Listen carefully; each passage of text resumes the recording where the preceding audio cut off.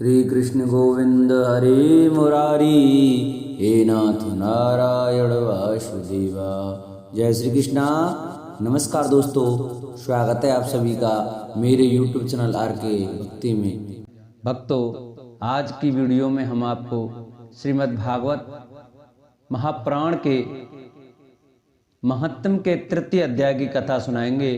कल की कथा में हमने आपको भक्ति के दुख को दूर करने के लिए नारद जी ने जो उद्योग किए उसकी कथा सुनाई थी। आज की तृतीय अध्याय की कथा में हम आपको भक्ति के कष्ट की निवृत्ति की कथा का वर्णन सुनाएंगे। तो सभी भक्तजन हमारी कथा को श्रद्धा भाव से सुने, क्योंकि श्रीमद् भागवत महापुराण की कथा सुनने मात्र से हमारे सभी कष्ट दूर होते हैं और हमारी सभी मनोकामनाएं पूरी होती हैं। तो आइए भक्तों, हम अपनी कथा को प्रारंभ करते हैं। गजाननं भूतगणाधिसेवितं कपितजम्बुफलचारुभक्षणं उमासुतं शोकविनाशकारकं नमामि विघ्नेश्वरपादपङ्कजं। गुरुर्ब्रह्मा गुरुर्विष्णु गुरुर्देवो महेश्वराय, गुरुर्साक्षात् परब्रह्म तस्मै श्री गुरुवे नमः। शान्ताकारं भुजगशयनं पद्मनाभं सुरेशं विश्वाधारं गगनसदृशं मेघवर्णं शुभांगं लक्ष्मीकान्तं कमलनयनं योगविद्यार्णगम्यं वन्दे विष्णु भवभयहरं सर्वलोकैकनाथम्।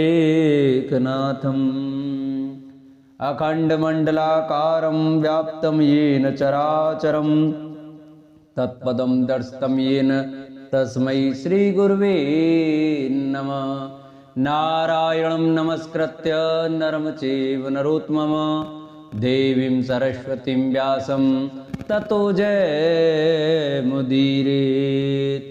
वसुदेवसुतं देवं कंसचारूढमर्दनं देवकी परमानन्दं कृष्णं वन्दे जगतगुरु। शव द्वारन को छोड़ के मैं आयो तेरे द्वार, ओ नंद के लाडले तनिक मेरी ओर निहार। वृंदावन शोभन नहीं और नंदगाम सौगाम, बंसी बट सो बट नहीं और कृष्ण नाम सो नाम। बोलो भागवत भगवान की जय, बोलो सुखदेव भगवान की जय, बोलो परीक्षित महाराज की जय, बोलो बाल कृष्ण लाल की जय। नारद जी कहते हैं, अब मैं भक्ति ज्ञान और वैराग्य को स्थापित करने के लिए प्रयत्न पूर्वक श्री सुखदेव जी के कहे हुए भागवत शास्त्र की कथा द्वारा उज्जवल ज्ञान यज्ञ करूंगा। यह यज्ञ मुझे कहां करना चाहिए, आप इसके लिए कोई स्थान बता दीजिए। आप लोग वेद के परगामी हैं, इसलिए मुझे इस सुख शास्त्र की महिमा सुनाइए। यह भी बताइए कि श्रीमद् भागवत की कथा कितने दिनों में सुननी चाहिए और उसके सुनने की विधि क्या है। सनकादि बोले, नारद जी आप बड़े विनीत और विवेकी हैं, सुनिए हम आपको ये सब बातें बताते हैं। हरिद्वार के पास आनंद नाम का एक घाट है, वहां अनेकों ऋषि रहते हैं तथा देवता और सिद्ध लोग भी उसका सेवन करते रहते हैं। भांति भांति के वृक्ष और लताओं के कारण वह बड़ा सघन है और वहां बड़ी कोमल नवीन बालू बिछी हुई है। वह घाट बड़ा ही सुरम्य और एकांत प्रदेश में है। वहां हर समय सुनहले कमलों की सुगंध आया करती है। उसके आसपास रहने वाले सिंह, हाथी आदि परस्पर विरोधी जीवों के चित्तों में भी बैरभाव नहीं है। वह आप बिना किसी विशेष प्रयत्न के ही ज्ञान यज्ञ आरंभ कर दीजिए। उस स्थान पर कथा में अपूर्व रस का उदय होगा। भक्ति भी अपनी आंखों के ही सामने निर्बल और जराजीर्ण अवस्था में पड़े हुए ज्ञान और वैराग को साथ लेकर वहां आ जाएगी। क्योंकि जहां भी श्रीमद् भागवत की कथा होती है वहां ये भक्ति आदि अपने आप पहुंच जाते हैं। वहां कानों में कथा के शब्द पढ़ने से ये तीनों तारुण हो जाएंगे। सूत जी कहते हैं, इस प्रकार कहकर नारद जी के साथ सनकादि भी श्रीमद् भागवत कथामृत का पान करने के लिए वहां से तुरंत गंगा तट पर चले आए। जिस समय वे तट पर पहुंचे, भूलोक, देवलोक और ब्रह्मलोक सभी जगह इस कथा का हल्ला हो गया। जो भागवत कथा के रसिक विष्णु भक्त थे, वे सभी श्रीमद् भागवत कथा अमृत का पान करने के लिए सबसे आगे दौड़ कर आने लगे। भृगु, वशिष्ठ, च्वन, गौतम, मेधातिथि, देवल, देवरात, परशुराम, विश्वामित्र, साकल, मार्कंडे, दत्तात्रेय, पिप्पलाद, योगेश्वर व्यास और पाराशर, छायासुक, जाजल्य और जहनु आदि सभी प्रधान मुनिगर अपने अपने पुत्र, शिष्य और स्त्रियों सहित बड़े प्रेम से वहां आए। इनके सिवा वेद, वेदांत, उपनिषद, मंत्र, तंत्र, सहस्त्र पुराण और 6 शास्त्र भी मूर्तिमान होकर वहां उपस्थित हुए। गंगा आदि नदियां, पुष्कर आदि सरोवर, कुरुक्षेत्र आदि समस्त क्षेत्र, सारी दिशाएं, दंडक आदि वन, हिमालय आदि पर्वत तथा देव, गंधर्व और दानव आदि सभी कथा सुनने चले आए। जो लोग अपने गौरव के कारण नहीं आए, महर्षि भृगु ने समझा बुझाकर ले आए। तब कथा सुनाने के लिए दीक्षित होकर श्री कृष्ण परायण सनकादिक नारद जी के दिए हुए श्रेष्ठ आसन पर विराजमान हुए। उस समय सभी श्रोताओं ने उनकी वंदना की। श्रोताओं में वैष्णव, विरक्त, सन्यासी और ब्रह्मचारी लोग आगे बैठे और उन सबके आगे नारद जी विराजमान हुए। एक और ऋषिगण, एक और देवता, एक और वेद और उपनिषद तथा एक और तीर्थ बैठे और दूसरी ओर स्त्रियां बैठी। उस समय सब ओर जय जयकार, नमस्कार और शंखों का शब्द होने लगा और अबीर, गुलाल, खील एवं फूलों की खूब वर्षा होने लगी। कोई देव श्रेष्ठ तो विमानों पर चढ़कर वहां बैठे हुए सब लोगों पर कल्प वृक्ष के पुष्पों की वर्षा करने लगे। सूत जी कहते हैं, इस प्रकार पूजा समाप्त होने पर जब सब लोग एकाग्रचित हो गए, तब सनकादिक ऋषि महात्मा नारद को श्रीमद् भागवत का मातम स्पष्ट करके सुनाने लगे।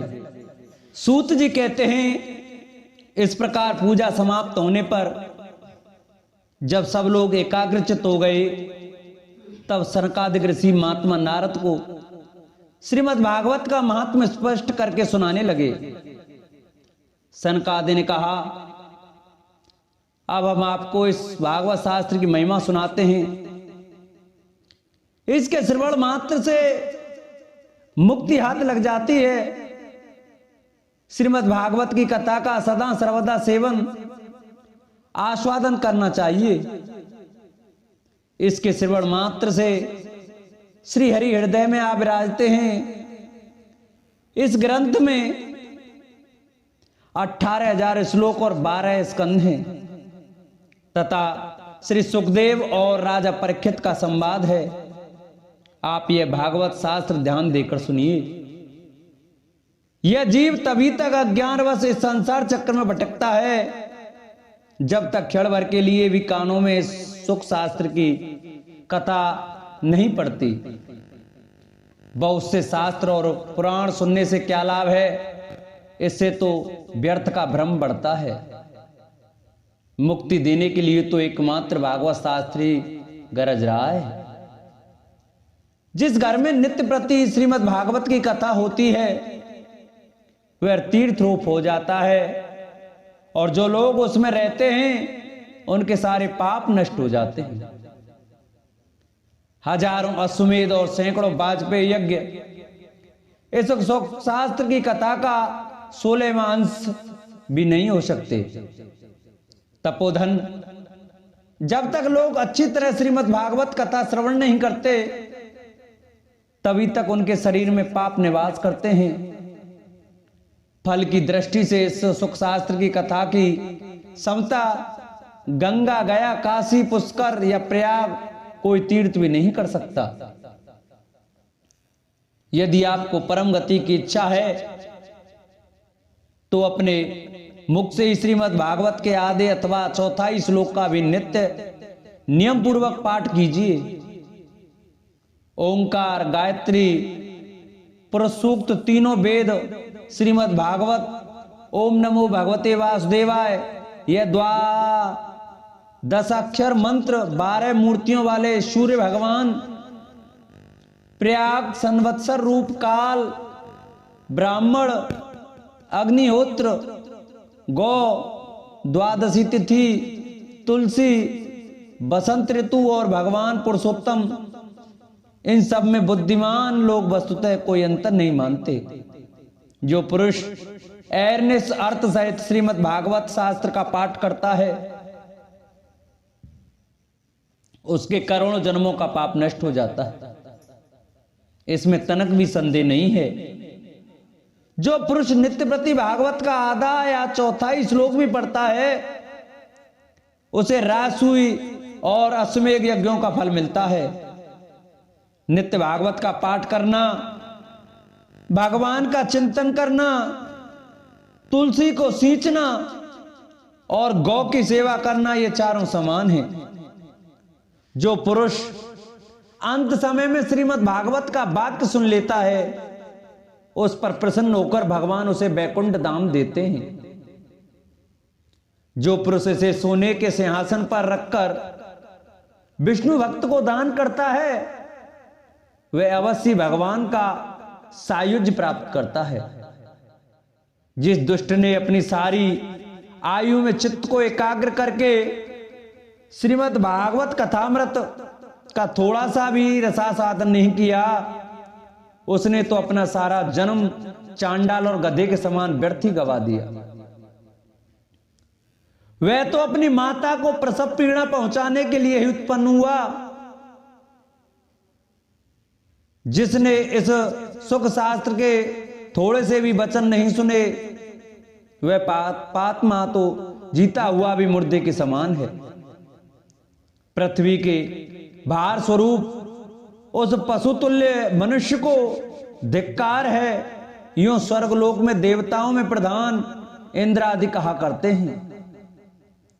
संसार में श्रीमद् भागवत की कथा का मिलना अवश्य कठिन है।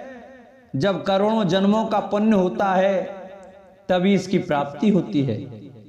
नारद जी, आप बड़े ही बुद्धिमान और योग निधि हैं। आप प्रयत्न पूर्वक कथा का श्रवण कीजिए। इसे सुनने के लिए दिनों का कोई नियम नहीं है। इसे तो सर्वदा ही सुनना अच्छा है। इसे सत्य भाषण और ब्रह्मचर्य पालन पूर्वक सदा ही सुनना श्रेष्ठ माना गया है। किंतु कलयुग में ऐसा होना कठिन है। इसलिए इसकी सुखदेव जी ने जो विशेष विधि बताई है वह जान लेनी चाहिए। कलयुग में बहुत दिनों तक चित्त की वृत्तियों को बस में रखना, नियमों में बंधे रहना और किसी पुण्य कार्य के लिए दीक्षित रहना कठिन है। इसलिए सप्ताह श्रवण की विधि है।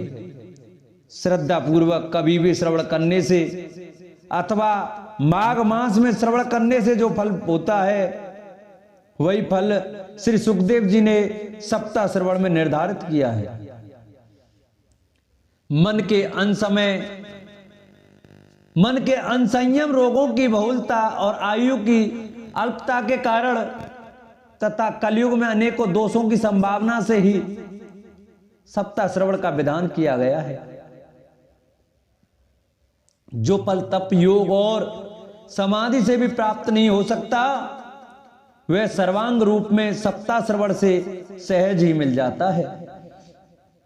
सप्ताह श्रवण यज्ञ से बढ़कर है, व्रत से बढ़कर है, तप से कहीं बढ़कर है, तीर्थ सेवन में तो सदा ही बड़ा है, योग से बढ़कर है, यहां तक कि ध्यान और ज्ञान से भी बढ़कर है। आज इसकी विशेषता का कहां तक वर्णन करें, यह तो सभी से बढ़ चढ़कर है। सौनक जी ने पूछा, सूत जी, यह तो आपने बड़े आश्चर्य की बात कही। अवश्य यह भागवत पुराण योगवेत्ता ब्रह्मा जी के भी आदि कारण श्री नारायण का निरूपण करता है, परंतु यह मोक्ष की प्राप्ति में ज्ञान आदि सभी साधनों का तिरस्कार करके इस युग में उनसे भी कैसे बढ़ गया। सूत जी ने कहा, सौनक जी, जब भगवान श्री कृष्ण इस धरा धाम को छोड़कर अपने नित्य धाम को जाने लगे, तब उनके मुखारविंद से एकादश स्कंद का ज्ञानोपदेश सुनकर भी उद्धव जी ने पूछा।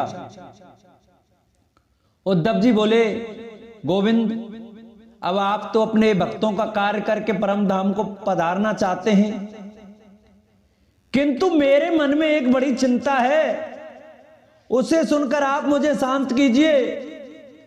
अब घोर कलयुग आ गया है, समझिए, इसलिए संसार में फिर अनेकों दुष्ट प्रकट हो जाएंगे।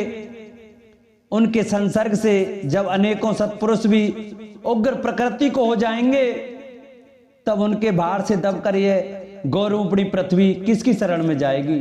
कमल नयन, मुझे तो आपको छोड़कर इसकी रक्षा करने वाला कोई दूसरा नहीं दिखाई देता, इसलिए भक्त वत्सल आप साधुओं पर कृपा करके यहां से मत जाइए। भगवान, आपने निराकार और चिन्ह मात्र होकर भी भक्तों के लिए ही तो यह सगुण रूप धारण किया है, फिर भला आपका वियोग होने पर ये भक्तजन पृथ्वी पर कैसे रह सकेंगे। निरुण उपासना से तो बड़ा कष्ट है, इसलिए कुछ और विचार कीजिए। प्रवास क्षेत्र में उद्धव जी के ये वचन सुनकर भगवान सोचने लगे कि भक्तों के अवलंब के लिए मुझे क्या व्यवस्था करनी चाहिए। सौनक जी, तब भगवान ने अपनी सारी शक्ति भागवत में रख दी। वे अंतर्धान होकर इस भागवत समुद्र में प्रवेश कर गए, इसलिए भगवान की साक्षात शब्दमयी मूर्ति है। इसके सेवन, श्रवण, पाठ अथवा दर्शन से ही मनुष्य के सारे पाप नष्ट हो जाते हैं। इसी से इसका सप्ताह श्रवण सबसे बढ़कर माना गया है, और कलयुग में तो अन्य सब साधनों को छोड़कर यही प्रधान धर्म बताया गया है। कल काल में यही ऐसा धर्म है जो दुख, दरिद्रता, दुर्भाग्य और पापों की सफाई कर देता है तथा काम, क्रोध आदि शत्रुओं पर विजय दिलाता है। अन्यथा भगवान की इस माया से पीछा छुड़ाना देवताओं के लिए भी कठिन है।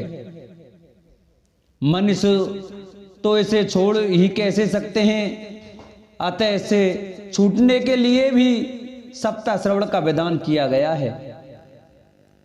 सूत जी कहते हैं, सौनकादि ऋषियों, जिस समय सनकादिक मुनीश्वर इस प्रकार सप्ताह श्रवण की महिमा का बखान कर रहे थे, उस सभा में एक बड़ा आश्चर्य हुआ। उसे मैं तुम्हें बताता हूं, सुनो। वहां तरुणावस्था को प्राप्त हुए अपने दोनों पुत्रों को साथ लिए विशुद्ध प्रेम रूपा भक्ति बार बार श्री कृष्ण गोविंद हरे मुरारी, हे नाथ नारायण वासुदेवा, श्री कृष्ण गोविंद हरे मुरारी, हे नाथ नारायण वासुदेवा आदि भगवत नामों का उच्चारण करती हुई अकस्मात प्रकट हो गई।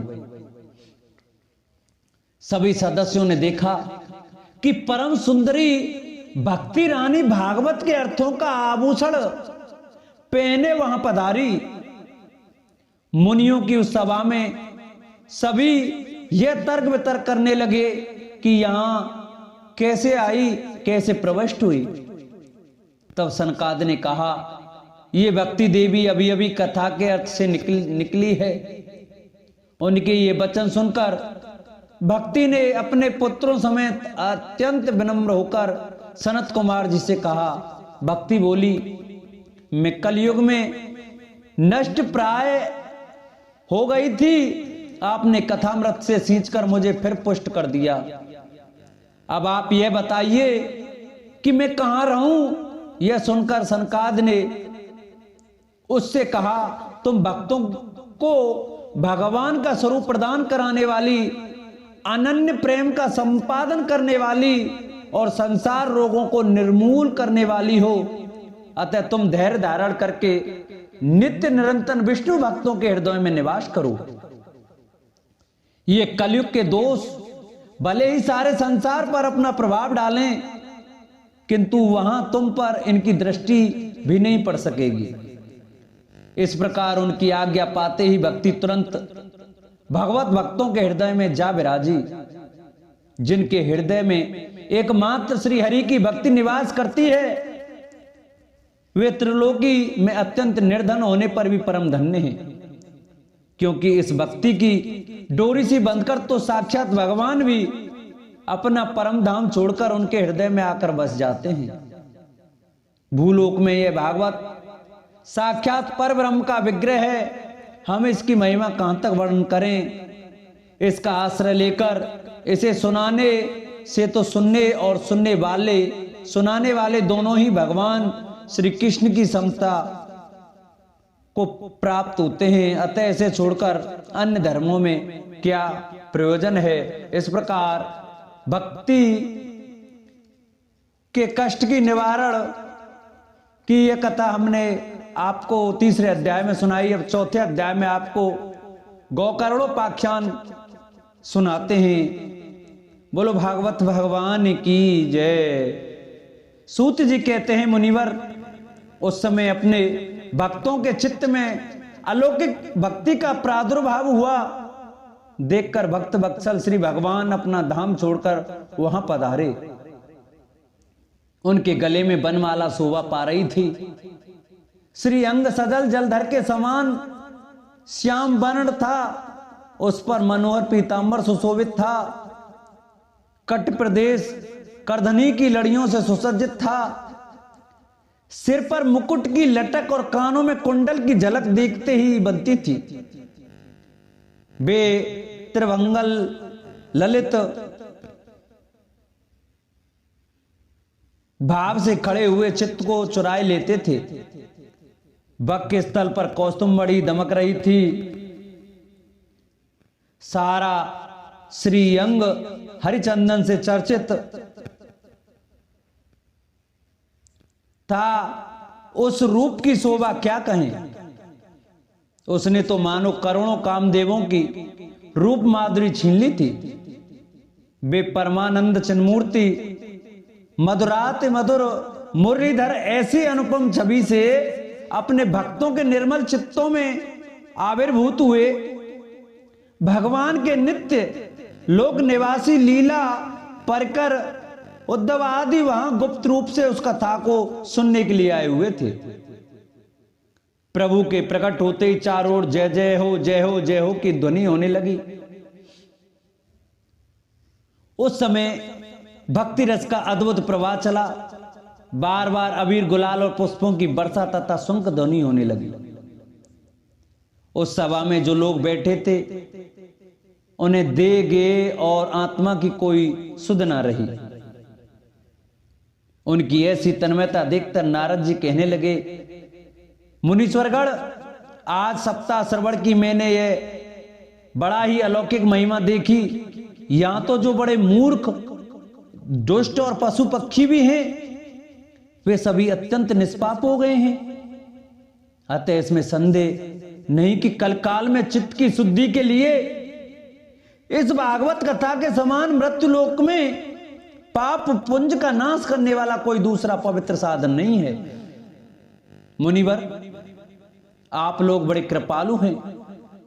आपने संसार के कल्याण का विचार करके यह बिल्कुल निराला ही मार्ग निकाला है। आप कृपया यह तो बताइए कि इस कथारूप सप्ताह यज्ञ के द्वारा संसार में कौन कौन लोग पवित्र हो जाते हैं। सनकादि ने कहा, जो लोग सदा तरह तरह के पाप किया करते हैं, निरंतर दुराचार में ही तत्पर रहते हैं और उल्टे मार्गों से चलते हैं, तथा जो क्रोधाग्नि से जलते रहने वाले कुटिल और कामपरायण हैं, वे सभी इस कलयुग में सप्ताह यज्ञ से पवित्र हो जाते हैं। जो सत्य से च्युत माता पिता की निंदा करने वाले, तृष्णा के मारे व्याकुल, आश्रम धर्म से रहित, दंभी, दूसरों की उन्नति देखकर कुढ़ने वाले और दूसरों को दुख देने वाले हैं, वे भी कलयुग में सप्ताह यज्ञ से पवित्र हो जाते हैं। जो मदिरापान, ब्रह्म हत्या, स्वर्ण की चोरी, गुरु स्त्री गमन और विश्वासघात, ये 5 महापाप करने वाले, छल, छद्रपरायण, क्रूर, पिशाचों के समान निर्दयी, ब्राह्मणों के धन से पुष्ट होने वाले और व्यभिचारी हैं, वे भी कलयुग में सप्ताह यज्ञ से पवित्र हो जाते हैं। जो दुष्ट आग्रह पूर्वक सर्वदा मन, वाणी या शरीर से पाप करते रहते हैं,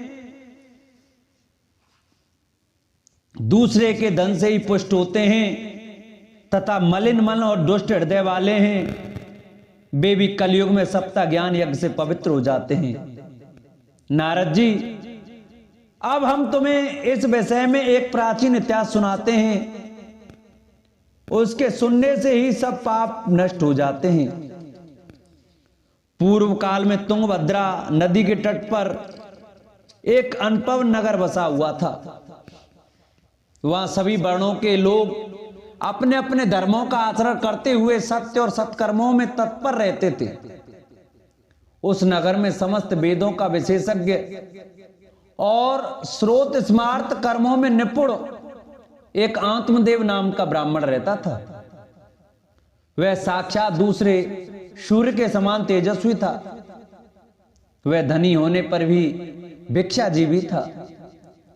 उसकी प्यारी पत्नी धुंधली, कुलीन एवं सुंदरी होने पर भी सदा अपनी बात पर अड़ जाने वाली थी। उसे लोगों की बात करने में सुख मिलता था। स्वभाव था क्रूर, प्राय कुछ ना कुछ बकवाद करती रहती थी। गृह कार्य में निपुण थी, कृपण थी और भी झगड़ालू भी। इस प्रकार ब्राह्मण दंपति प्रेम से अपने घर में रहते और व्यवहार करते थे। उनके पास अर्थ और भोग विलास की सामग्री बहुत थी। घर द्वार भी सुंदर थे, परंतु उससे उन्हें सुख नहीं था। जब अवस्था बहुत ढल गई, तब उन्होंने संतान के लिए तरह तरह के पुण्य कर्म आरंभ किए और वे दीन दुखियों को गौ, पृथ्वी, स्वर्ण और वस्त्रादि दान करने लगे। इस प्रकार धर्म मार्ग से उन्होंने अपना आधा धन समाप्त कर दिया, तो भी उन्हें पुत्र या पुत्री किसी का भी सुख मुख देखने को न मिला। इसलिए अब वह ब्राह्मण बहुत ही चिंतातुर रहने लगा। एक दिन वह ब्राह्मण देवता बहुत दुखी होकर घर से निकलकर वन को चल दिया। दोपहर के समय उसे प्यास लगी, इसलिए वह एक तालाब पर आया। संतान के अभाव के दुख ने उसके शरीर को बहुत सुखा दिया था। इसलिए थक जाने के कारण जल पी कर वह वहीं बैठ गया। 2 घड़ी बीतने पर वहां एक सन्यासी महात्मा आए। जब ब्राह्मण देवता ने देखा कि वे जल पी चुके हैं, तब वह उनके पास गया और चरणों में नमस्कार करने के बाद सामने खड़े होकर लंबी लंबी सांसें लेने लगा। सन्यासी ने पूछा, कहो ब्राह्मण देवता, रोते क्यों हो? ऐसी तुम्हें क्या भारी चिंता है? तुम जल्दी ही मुझे अपने दुख का कारण बताओ। ब्राह्मण ने कहा, महाराज, मैं अपने पूर्व जन्म के पापों से संचित दुख का क्या वर्णन करूं। अब मेरे पितर मेरे द्वारा दी गई जलांजलि के जल को अपनी चिंता जनित सांस से कुछ गर्म करके पीते हैं। देवता और ब्राह्मण मेरा दिया हुआ प्रसन्न मन से स्वीकार नहीं करते। संतान के लिए मैं इतना दुखी हो गया हूं कि मुझे सब सूना ही सूना दिखाई देता है। मैं प्राण त्यागने के लिए आया हूं। संतानहीन जीवन को धिक्कार है, संतानहीन ग्रह को धिक्कार है, संतानहीन धन को धिक्कार है और संतानहीन कुल को धिक्कार है। मैं जिस गाय को पालता हूं वह भी सर्वथा बांझ हो जाती है। जो पेड़ लगाता हूं उस पर भी फल फूल नहीं लगते। मेरे घर में जो फल आता है वह भी बहुत जल्दी सड़ जाता है। जब मैं ऐसा भागा और पुत्रहीन हूं तब फिर इस जीवन को ही रखकर मुझे क्या करना है। यूं कहकर वह ब्राह्मण दुख से व्याकुल हो उन सन्यासी महात्मा के पास फूट फूट कर रोने लगा। तब उन यतिवर के हृदय में बड़ी करुणा उत्पन्न हुई।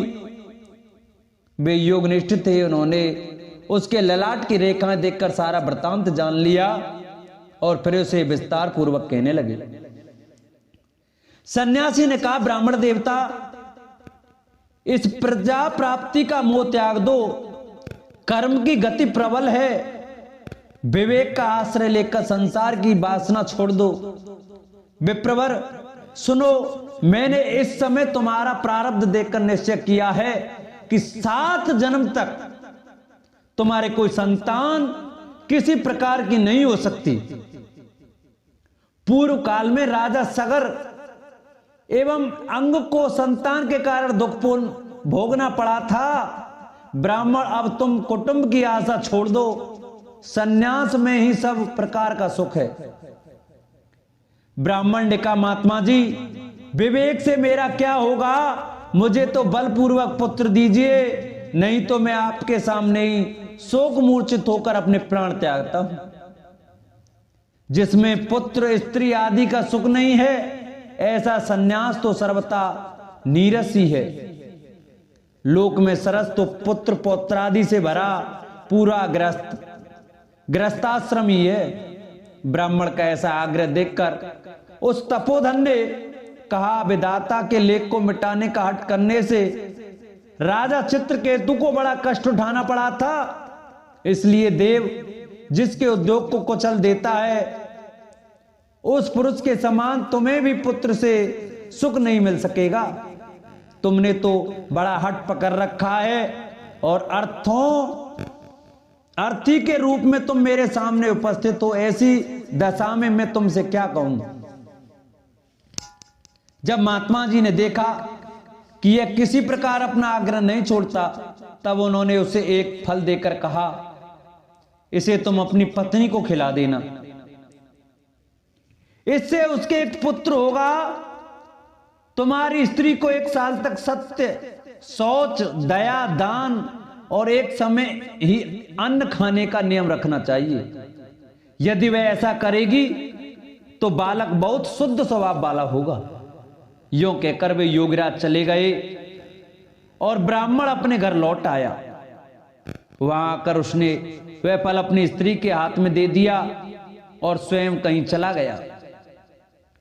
उसकी स्त्री तो कुटिल स्वभाव की थी। वह रो रो कर अपनी एक सखी से कहने लगी, सखी, मुझे तो बड़ी चिंता हो गई। मैं तो यह फल नहीं खाऊंगी। फल खाने से गर्व रहेगा और गर्भ में पेट बढ़ जाएगा, फिर कुछ खाया पिया जाएगा नहीं। इससे मेरी शक्ति क्षीण हो जाएगी। तब बता घर का धंधा कैसे होगा। और देव बस यदि कहीं गांव में डाकुओं का आक्रमण हो गया तो गर्भिणी स्त्री कैसे भागेगी। यदि सुखदेव जी की तरह यह गर्भ भी पेट में ही रह गया तो इसे बाहर कैसे निकाला जाएगा। और कहीं प्रसव काल के समय वह टेढ़ा हो गया तो फिर प्राणों से ही हाथ धोना पड़ेगा। यूं भी प्रसव के समय बड़ी भयंकर पीड़ा होती है। मैं सुकुमारी भला यह कैसे सह सकूंगी। मैं जब दुर्लभ पड़ जाऊंगी तब ननद रानी आकर घर का सब माल मता समेट ले जाएगी और मुझे तो सत्य शौचादि नियम का पालन होना भी कठिन ही जान पड़ता है। जो स्त्री बच्चा जन्मती है उसे उस बच्चे के लालन पालन में भी बड़ा कष्ट होता है। मेरे विचार से तो बंध्या या विधवा स्त्रियां ही सुखी हैं। मन में ऐसे ही तरह तरह के कुतर्क उठने से उसने वह फल नहीं खाया और जब उसके पति ने पूछा फल खा लिया तब उसने कह दिया हां खा लिया। एक दिन उसकी बहन अपने आप ही उसके घर आई, तब उसने अपनी बहन को सारा वृतांत सुनाकर कहा कि मेरे मन में इसकी बड़ी चिंता है, मैं इस दुख के कारण दिनों दिन दुबली हो रही हूं बहन, मैं क्या करूं। बहन ने कहा मेरे पेट में बच्चा है, प्रसव होने पर वह बालक मैं तुझे दे दूंगी, तब तक तू गर्भवती के समान घर में गुप्त रूप से सुख से रहे। तू मेरे पति को कुछ धन दे देगी तो वे तुझे अपना बालक दे देंगे। हम ऐसी युक्ति करेंगी कि जिसमें सब लोग यही कहें कि इसका बालक 6 महीने का होकर मर गया और मैं नित्य प्रति तेरे घर आकर इस बालक का पालन पोषण करती रहूंगी। तू इस समय इसकी जांच करने के लिए यह फल गौ को खिला दे। ब्राह्मणी ने स्त्री स्वभाव बस जो जो उसकी बहन ने कहा था वैसे ही सब किया। इसके पश्चात समानुसार जब उस स्त्री के पुत्र हुआ तब उसके पिता ने चुपचाप लाकर उसे धुंधली को दे दिया और उसने आत्मदेव को सूचना दे दी कि मेरे सुखपूर्वक बालक हो गया है। इस प्रकार आत्मदेव के पुत्र हुआ सुनकर सब लोगों को बड़ा आनंद हुआ। ब्राह्मणों ने उसका जात कर्म संस्कार करके ब्राह्मणों को दान दिया और उसके द्वार पर गाना बजाना तथा अनेक प्रकार के मांगलिक कृत्य होने लगे। धुंधली ने अपने पति से कहा मेरे स्तनों में तो दूध नहीं है, फिर गौ आदि किसी अन्य जीव के दूध से मैं इस बालक का किस प्रकार पालन करूंगी। मेरी बहन के अभी बालक हुआ था वह मर गया है, उसे बुलाकर अपने यहां रख लें तो वह आपके इस बच्चे का पालन पोषण कर लेगी। तब पुत्र की रक्षा के लिए आत्मदेव ने वैसा ही किया तथा माता धुंधली ने उस बालक का नाम धुंधकारी रखा। इसके बाद 3 महीने बीतने पर उस गौ के भी एक मनुष्याकार बच्चा हुआ। वह सर्वांग सुंदर, दिव्य, निर्मल तथा स्वर्ण की सी कांति वाला था। उसे देखकर ब्राह्मण देवता को बड़ा आनंद हुआ और उसने स्वयं ही उसके सब संस्कार किए। इस समाचार से और सब लोगों को भी बड़ा आश्चर्य हुआ और वे बालक को देखने के लिए आए तथा आपस में कहने लगे देखो भाई, अब आत्मदेव का कैसा भाग्योदय हुआ। कैसे आश्चर्य की बात है कि गौ के भी ऐसा दिव्य बालक उत्पन्न हुआ है। देव योग से इस गुप्त रहस्य का किसी को भी पता न लगा। आत्मदेव ने उस बालक के गौ के से कान देखकर उसका नाम गोकर्ण रखा। कुछ काल बीतने पर वे दोनों बालक जवान हो गए। उनमें गोकर्ण तो बड़ा पंडित और ज्ञानी हुआ किंतु धुंधकारी बड़ा ही दुष्ट निकला। स्नान शौचादि ब्राह्मणों चित्त आचारों तथा उसमें नाम भी न था और न खान पान का ही कोई परहेज था। क्रोध उसमें बहुत बड़ा चढ़ा था। वह बुरी बुरी वस्तुओं का संग्रह किया करता था। मुर्दे के हाथ से छुआया हुआ अन्न भी खा लेता था। दूसरों की चोरी करना और सब लोगों से द्वेष बढ़ाना उसका स्वभाव बन गया था। छिपे छिपे वह दूसरों के घरों में आग लगा देता था। दूसरों के बालकों को खिलाने के लिए गोद में ले लेता और उन्हें चटकुए में डाल देता। हिंसा का उससे व्यसन सा हो गया था। हर समय वह अस्त्र शस्त्र धारण किए रहता और बेचारे अंधे और दीन दुखियों को व्यर्थ तंग करता। चांडालों सा उसका विशेष प्रेम था। बस हाथ में फंदा लिए कुत्तों की टोली के साथ शिकार की टो में घूमता रहता। वेश्याओं के जाल में फंसकर उसने अपने पिता की सारी संपत्ति नष्ट कर दी। एक दिन माता पिता को मार पीट कर घर के बर्तन भाड़े उठा ले गया। इस प्रकार जब सारी संपत्ति स्वाह हो गई तब उसका कृपण पिता फूट फूट कर रोने लगा और बोला, इससे तो इसकी मां का बांझ रहना ही अच्छा था। कुपुत्र तो बड़ा ही दुखदाई होता है। अब मैं क्या करूं, कहां रहूं, कहां जाऊं, मेरे संकट को कौन काटेगा। हाय, मेरे ऊपर तो बड़ी विपत्ति आ पड़ी। इस दुख के कारण अवश्य मुझे एक दिन प्राण छोड़ने पड़ेंगे। उसी समय परम ज्ञानी गोकर्ण जी वहां आए और उन्होंने पिता को वैराग्य का उपदेश करते हुए बहुत समझाया। वे बोले, पिताजी, यह संसार असार है, यह अत्यंत दुख रूप और मोह में डालने वाला है। पुत्र किसका, धन किसका, स्नेहवान पुरुष रात दिन दीपक के समान जलता रहता है। सुख ना तो इंद्र को है और ना चक्रवर्ती राजा को ही है। सुख है तो केवल विरक्त एकांत जीवी मुनि को। यह मेरा पुत्र है, इस अज्ञान को छोड़ दीजिए। मोह से नरक की प्राप्ति होती है। यह शरीर तो नष्ट होगा ही, इसलिए सबको छोड़कर वन में चले जाइए। गोकर्ण के वचन सुनकर आत्मदेव वन में जाने के लिए तैयार हो गया और उनसे कहने लगा, बेटा, वन में रहकर मुझे क्या करना चाहिए, यह मुझे विस्तार पूर्वक कहो। मैं बड़ा मूर्ख हूं, अब तक कर्म बस इसने पास में बंधा हुआ अपंग की भांति इस घर रूप अंधेरे कुएं में ही पड़ा रहा हूं। तुम बड़े दयालु हो, इससे मेरा उद्धार करो। गोकर्ण ने कहा, पिताजी, यह शरीर हड्डी मांस और रुधिर का पिंड है। इसे आप में मैं मानना छोड़ दें और स्त्री पुत्र आदि को अपना कभी ना माने। इस संसार को रात दिन क्षण भंगुर देखें। इसकी किसी भी वस्तु को स्थायी समझकर उसमें राग ना करें। बस एकमात्र वैराग्य रस के रसिक होकर भगवान की भक्ति में लगे रहें। भगवत जन ही सबसे बड़ा धर्म है। निरंतर उसी का आश्रय लिए रहें। अन्य सब प्रकार के लौकिक धर्मों में मुख मोड़ लें। सदा साधु जनों की सेवा करें। भोगों की लालसा को पास न फटकने दें तथा जल्दी से जल्दी दूसरों के गुण दोषों का विचार करना छोड़कर एकमात्र भगवत सेवा और भगवान की कथाओं का रसपान ही पान करें। इस प्रकार पुत्र की वाणी से प्रभावित होकर आत्मदेव ने घर छोड़ दिया और वन की यात्रा की। यद्यपि उसकी आयु उस समय 60 वर्ष की हो चुकी थी, फिर भी बुद्धि में पूरी दृढ़ता थी। वहां रात दिन भगवान की सेवा पूजा करने से और नियम पूर्वक भागवत के 10वें स्कंद का पाठ करने से उसने भगवान श्री कृष्णचंद्र को प्राप्त कर लिया।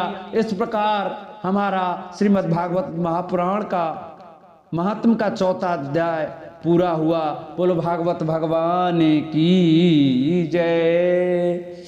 इससे आगे की कथा हम कल सुनाएंगे आपको। उस कथा में धुंधकारी को प्रेत योनि की प्राप्ति और उससे उद्धार की कथा का वर्णन सुनाएंगे। तो सभी भक्तजन हमारी कथा को कल भी श्रद्धा भाव से सुने और जो भक्तों ने आज हमारी कथा को सुना है, जिन्होंने अभी तक हमारे चैनल को सब्सक्राइब नहीं किया है, वो हमारे चैनल को सब्सक्राइब करें, वीडियो को लाइक करें और कमेंट में ओम नमो भगवते वासुदेवाय जय श्री कृष्णा अवश्य लिखें। बोलो भागवत भगवान की जय।